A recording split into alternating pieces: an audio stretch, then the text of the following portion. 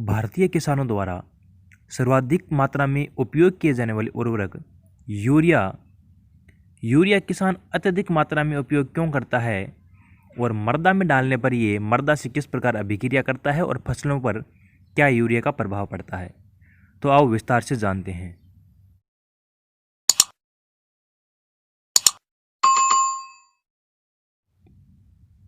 Urea का उपयोग सबसे अधिक मात्रा में उपयोग किए जाने वाला उर्वरक में से एक आता है।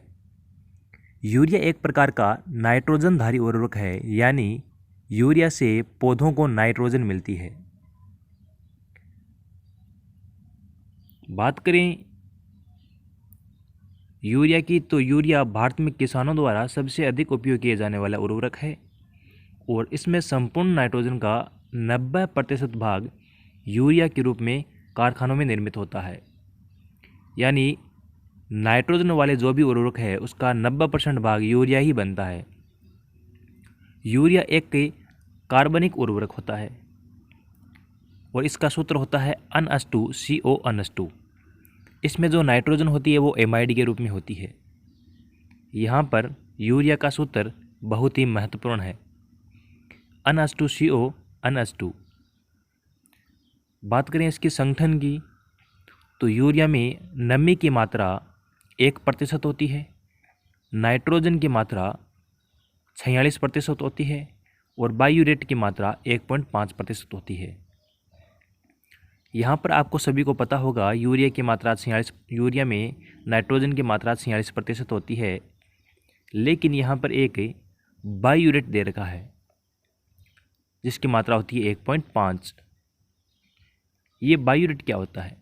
जब यूरिया का निर्माण किया जा रहा होता है तब यूरिया के दो अणु मिलकर यानी NH2CO ये आपस में मिलकर बायूरेट का निर्माण करते हैं और बायूरेट एक हानिकारक या जहरीला पदार्थ होता है। यदि इसकी मात्रा यूरिया में 2% से अधिक होती है तो यह यूरिया हानिकारक होता है। यानी जब इस प्रकार के यूरिया को, जिसमें 2% से अधिक बायूरेट की मात्रा हो, यूरिया को फसलों में डालते हैं तो फसलों पर विपरीत प्रभाव डालता है। इसके गुण की बात करें तो यूरिया एक सफ़ेद दानेदार होता है और यह जल में शीघ्र घुलनशील होता है, नमी शीघ्र ग्रहण कर लेता है और इसमें नाइट्रोजन की मात्रा 46% होती है। यानी इसके गुण सामान्य नॉर्मल है और सभी उर्वरकों से मिलते जुलते हैं। बात करें मृदा में अभिक्रिया से, यानी जब यूरिया को मृदा में डाला जाता है तो ये किस प्रकार अभिक्रिया करती है। 3 नंबर जो हमारा महत्वपूर्ण पॉइंट है मृदा में अभिक्रिया।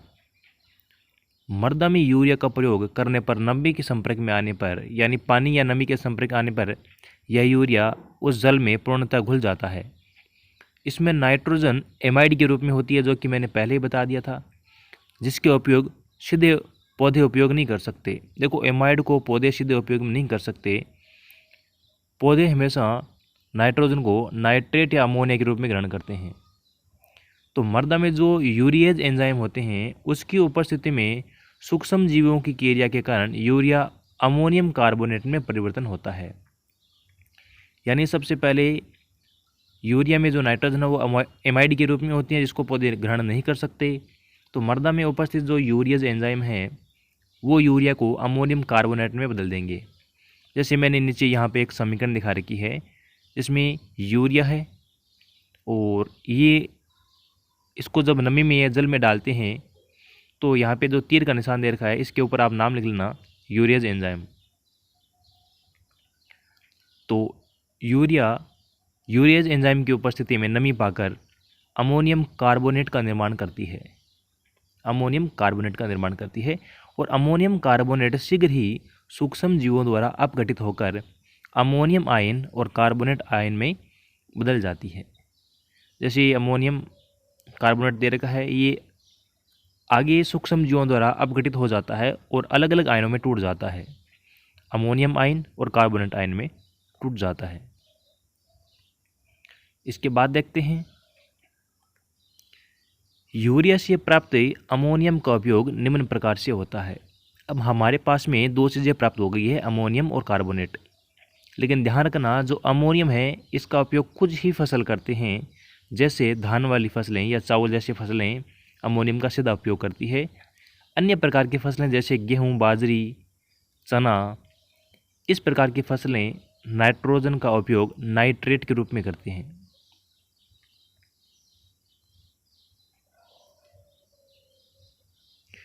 तो यूरिया से जो प्राप्त अमोनिया का उपयोग निम्न प्रकार से होता है। जैसे अमोनियम आयन का कुछ भाग धान जैसी फसलें अवशोषित कर लेती है और कुछ वायुमंडल में विसरित हो जाती है। और मृदा कोलाइड का ऋण आवेश होने के कारण अमोनियम मृदा पर अधिशोषित हो जाता है। मृदा कोलाइड उस पर ऋण आवेशित होता है और अमोनिया पर धन आवेशित होता है, जिसके कारण क्या होता है, वो मृदा पर अधिशोषित हो जाता है और कुछ अमोनियम आयन नाइट्राइट व नाइट्रेट में बदल जाते हैं। अब बात करते हैं हम अमोनियम सूक्ष्म जीवों द्वारा ऑक्सीकृत होकर नाइट्रेट के रूप में बदल जाती है। यानी अमोनियम क्या करती है, सूक्ष्म जीवों द्वारा ऑक्सीकृत हो जाती है और नाइट्रेट में बदल जाती है, जिसको पौधे आसानी से ग्रहण कर लेते हैं। यह प्रक्रिया नाइट्रोसोमोनास व नाइट्रोबैक्टर जीवाणु द्वारा 2 चरणों में पूरी होती है। यहाँ पर जो ये अभिक्रिया है बहुत ही इम्पोर्टेंट होती है। सबसे पहले हमने देखा था कि यूरिया सबसे पहले अमोनियम कार्बोनेट में बदलती है, फिर अमोनियम में बदलती है। अमोनियम से जब नाइट्रेट में बदलेगी तो 2 प्रकार के जीवाणु काम आते हैं, नाइट्रोसोमोनास व नाइट्रोबैक्टर। ये जीवाणु 2 चरणों में पूरी होती है। पहले देखो जो अमोनियम आयन हमारे पास में था वो नाइट्रोसोमोनास बैक्टीरिया की उपस्थिति में नाइट्राइट बनाता है और साथ में जल के 2 अणु और 4 मुक्त हाइड्रोजन बनाता है। यहाँ पर जो अभी हमारा मुख्य उत्पाद वो है नाइट्राइट। हमारा जो अमोनियम से नाइट्रोसोमोनास की उपस्थिति में नाइट्राइट बना था, ये नाइट्राइट अब नाइट्रोबैक्टर नामक बैक्टीरिया की उपस्थिति में नाइट्रेट का निर्माण करता है और नाइट्रेट सभी पौधों के ग्रहण करने योग्य होता है। यानी सभी पौधे यानी अधिकतर पौधे नाइट्रेट के रूप में ही नाइट्रोजन का उपयोग करते हैं। धान या चावल जैसी फसलों को छोड़कर वो अमोनिया के रूप में ग्रहण करते हैं। तो यहाँ पर अमोनियम से नाइट्रेट बन गया है और यहाँ पर 4 मुक्त हाइड्रोजन रह गए हैं। इस अभिक्रिया हेतु वायु संचार वाली मृदाएं अत्यधिक आवश्यकताएं होती हैं। सूक्ष्म जीवों की सक्रियता आवश्यक होती है। मृदा में उचित ताप व नमी भी होना चाहिए और इस अभिक्रिया में नवजात हाइड्रोजन बनती है, जिससे हाइड्रोजन आयन मृदा क्लोराइड पर अधिशोषित होकर मृदा में अम्लीय बढ़ाते हैं। यह महत्वपूर्ण बात है कि यहाँ इस अभिक्रिया में 4 नवजात हाइड्रोजन बनती है, जैसे मैंने अभिक्रिया में पहले बता दिया था। ये हाइड्रोजन आयन यानी H+ आयन मृदा में अत्यधिक बढ़ने पर मृदा अम्लीय हो जाती है। किस प्रकार से मृदा अम्लीय होती है उसको हम समीकरण के माध्यम से समझते हैं। जैसे मृदा कोलाइड पर आपको पता है धनायन आयन कैल्शियम और मैग्नीशियम उपस्थित होते हैं। तो जो 4 हाइड्रोजन मुक्त हुए थे वो मृदा कोलाइड से रिएक्शन करेंगे और कैल्शियम आयनों की जगह H+ आयन आ जाएंगे, क्योंकि जो H+ आयन है कैल्शियम आयनों को विस्थापित कर देते हैं। कैल्शियम आयन को हटाकर उसकी जगह हाइड्रोजन आयन आ जाते हैं और कैल्शियम आयन बाहर निकल जाते हैं। तो अब मृदा कोलाइड पर H+ आयनों की जो सांद्रता है वो ज़्यादा हो जाती है, जिसके कारण मृदा अम्लीय हो जाती है। अतः यूरिया का प्रयोग लगातार कई वर्षों तक करते हैं तो मृदा का pH घट जाता है तथा मृदाएं अम्लीय हो जाती हैं और 100 kg हम यूरिया से जो उत्पन्न अम्लता होती है उसको उदासीन करने के लिए 80 kg कैल्शियम कार्बोनेट की आवश्यकता होती है। यानी आप इसको इस तरीके से समझ सकते हो कि कितनी अम्लीयता होती है। 100 kg हम यदि यूरिया डालते हैं तो उससे जो उत्पन्न अम्लीयता हुई है उसको सुधारने के लिए हमें 80 kg कैल्शियम कार्बोनेट की आवश्यकता पड़ती है। बात करें अगले पॉइंट है बायूरेट की। बायूरेट यहाँ पे क्या है? कारखानों में यूरिया निर्माण प्रक्रिया के दौरान आवश्यकता से अधिक उच्च तापमान के कारण यूरिया के 2 अणु मिलकर बायूरेट का निर्माण करते हैं। जब कारखानों में यूरिया का निर्माण हो रहा होता है तब अत्यधिक तापमान दे दिया जाता है, जिसके कारण यूरिया के 2 अणु मिलकर बायूरेट का निर्माण करते हैं। यहाँ पे यूरिया के 2 अणु हैं, निस्तापन का मतलब अत्यधिक मात्रा में इसको गर्म कर देते हैं। जिसके कारण बायोयूरेट का निर्माण हो जाता है। बायोयूरेट का सूत्र भी आपके लिए बहुत इंपॉर्टेंट है। और एक अमोनिया का अणु निकलता है जो गैस के होने के कारण वो वायुमंडल में मुक्त हो जाता है। यहाँ पे बायोयूरेट का सूत्र है NH2CO NHCO NH2। इसके बाद बात करते हैं हम कि कितनी मात्रा यूरिया में बायोयूरेट की होनी चाहिए। तो यूरिया में बायोयूरेट की मात्रा 1.5% होती है। इससे अधिक मात्रा में होने पर बीजों के अंकुरण तथा पौधों की वृद्धि पर विषैला प्रभाव पड़ता है। इस प्रकार का यूरिया प्रणीत छिड़काव हेतु प्रयोग में नहीं लेना चाहिए। यानी किसी यूरिया में बायोयूरेट की मात्रा यदि 1.5 से अधिक है तो इसका उपयोग पत्तियों पर छिड़कने के लिए उपयोग नहीं लेना चाहिए। इसका बात करें फसलों पर प्रभाव की, तो फसलों पर किस प्रकार से अपना यह प्रभाव छोड़ता है। तो मृदा व खड़ी फसल में इसके प्रयोग किया जा सकता है, यानी छिड़क कर भी और खड़ी फसल में भी किया जा सकता है। इसका प्रयोग कीटनाशक के साथ भी किया जा सकता है।